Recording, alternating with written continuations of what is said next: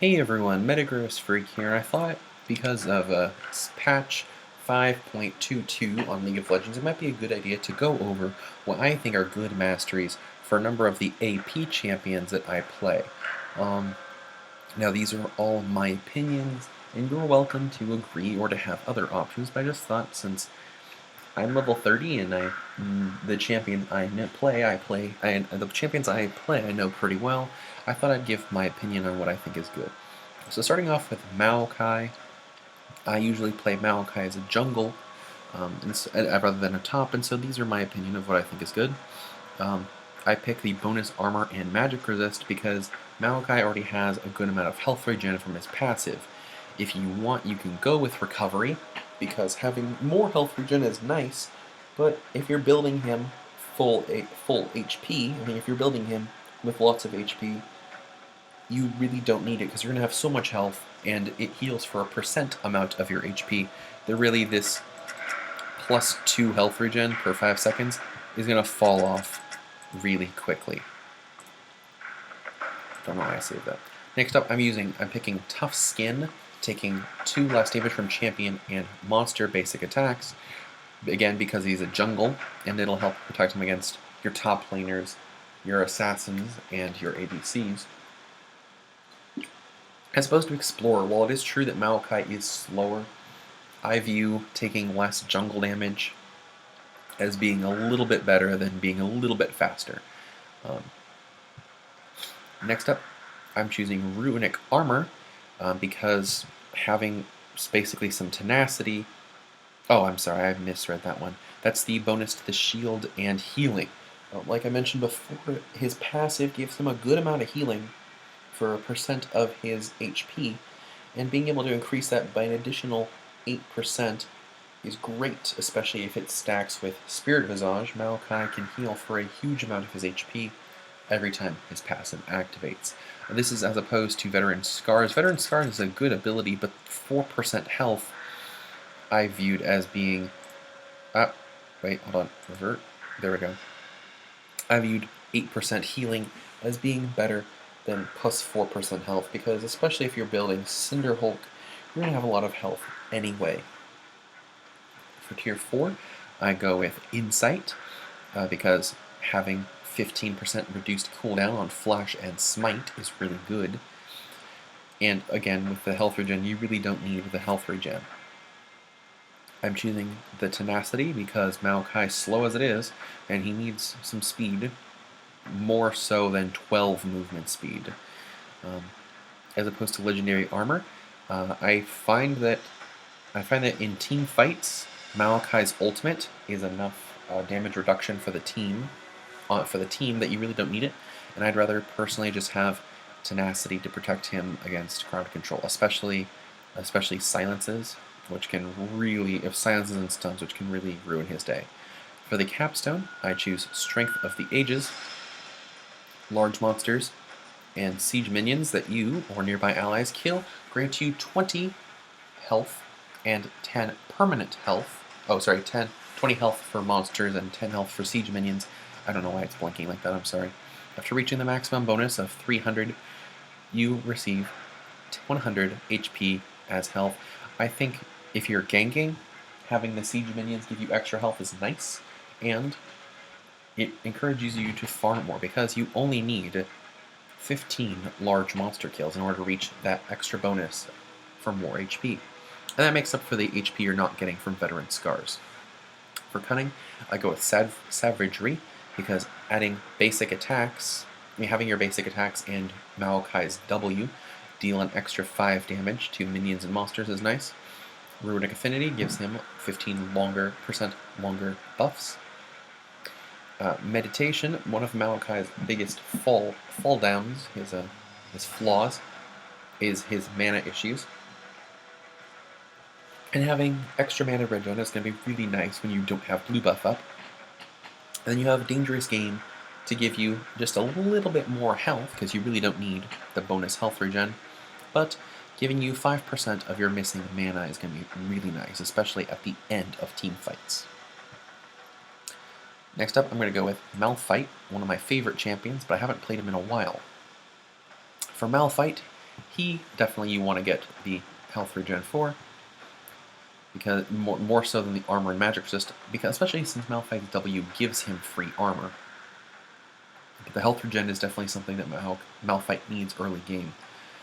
You taking 2 less damage from champion and monster basic attacks is kind of nice, because it basically is the same thing as giving you some free armor, especially when you're in the top lane. The bonus health will buff his passive shield. Perseverance, again, you need that bonus health regen to help you out in the early game. Swiftness, because Malphite's slow as it is, and it will help you out, especially with his Q.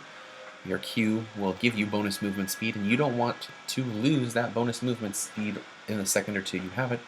And for his capstone, I'm going with Grasp of the Undying.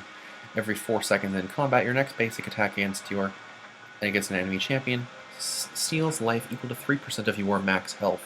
For Malphite, you build a lot of HP and armor, and so having this just makes him stronger.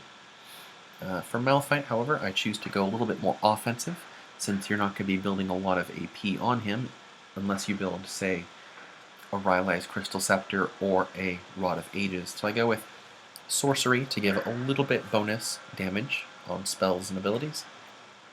Feast to give him a little bit more health regen.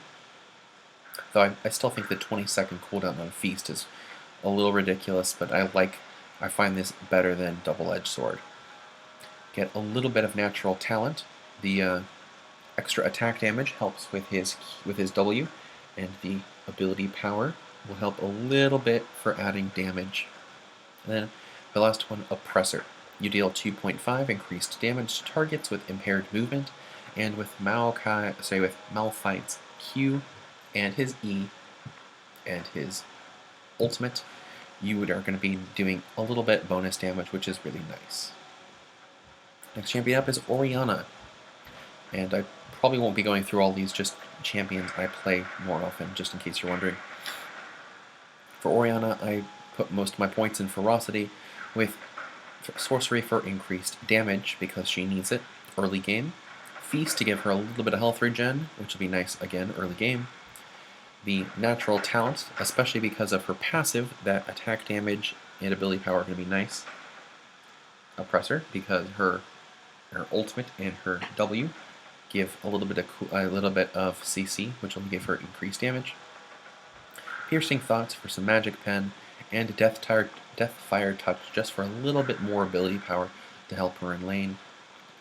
Because Orianna is so fragile, I give her health regen, the reduced damage from basic attacks, shield. This will buff her own personal shield, her E ability, by increasing it by 8%, and a little bit more health regen from Perseverance. Next up, Nautilus Jungle. Nautilus Jungle, again, I put most of these points into Resolve, with bonus armor and magic resist, taking less damage, bonus health because it'll improve his shield, which is his primary ability, Insight because I want faster smites, tenacity and slow resist, and then Strength of the Ages for that extra health later in the game. I also give him Cunning because, just like with Maokai, I want the bonus damage. I want longer runes. And for Nautilus, he doesn't have as many mana problems as Maokai does, and so I choose to give him Merciless because, well, having increased damage against champions who are already low will help make it easier for him to gank. Because for Nautilus's, I don't know why I said Malphite's, for Nautilus's mana issues, you can just get a Frozen Heart, or even just, any mana item, and his mana basically solves itself. And then, again, Dangerous Game to get a little bit of that bonus when you get kills and assists. In fact, if you look over, it's basically the same thing as Maokai, except I just have these two tier 2s swapped. Next up is your Mage Mid. I realize that for AP casters that aren't Orianna or Victor, no, that's right. Basically, this is for everyone who isn't Orianna that I play. Though it's pretty similar, but rather than give the Resolve stats, I give Cunning stats. A little bit of extra movement speed to help you get back into lane or to make better escapes. Secret Stash because you need some mana regen. Meditation for more mana regen. And then a little bit of Dangerous Game because who doesn't want a free Athene's passive? Next I'm going to Mage Support. This one I'm actually putting most of the points in Cunning. I'm giving movement speed to help you, again, get back into lane. Secret Stash for that extra little mana regen. Again, Meditation for that mana regen, especially if you're playing Lux or Zyra, like I do. Bandit to give you more gold regeneration. Not that you need it with the new support items, am I right? Intelligence, because not only does it give you free cooldown reduction, but it also increases the cap to 45%, which will be really good for spamming Lux ults. And then Windspeaker's Blessing. Your heals and shields, which pretty much everyone has, are increased by 10%, and additionally your shields and heals increase your target's resistance by 15% for 3 seconds when used on an ally other than yourself. This is good for Janna's shield, Lux's shield, Janna's ult. Not so useful on Zyra, but if you get, say for example, if you get for example, if you get a great item like, I don't know, Locket of Iron Solari, you can use it on that. Really, for a character like Zyra, you could go with Thunderlord's Decree, but Thunderlord's Decree or maybe Storm Raider's Surge. In fact, I will probably make a separate one just for her. And then I have Recovery, because chances are if you're a mage support, you have really low health, so you need health regen, reduced damage. Again, bonuses to all shields and heals.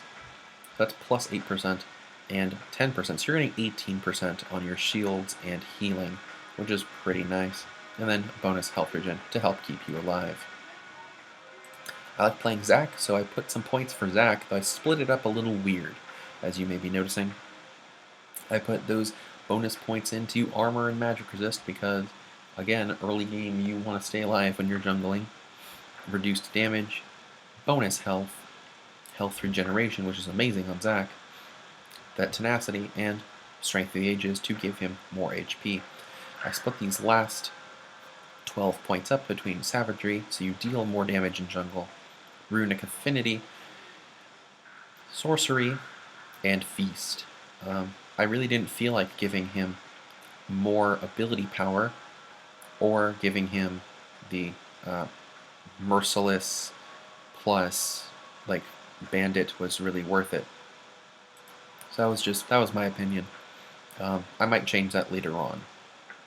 Next up, I'm putting a point for tank supports is for champions like Leona, Nautilus, Maokai if you wanted to play Maokai support, or even Zac support, who's really fun. I'm putting points in Unyielding, Tough Skin, Veteran Scars, Perseverance, Swiftness, and Bond of Stone.